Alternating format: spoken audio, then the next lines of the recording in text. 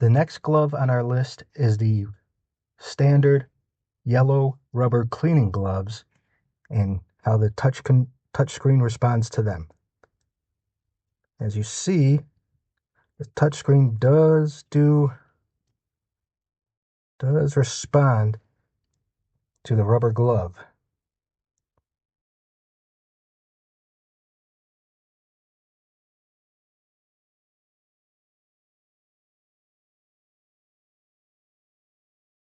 Again, the sensitivity has been adjusted to compensate for the leather work glove, and this is how the touch panel now responds.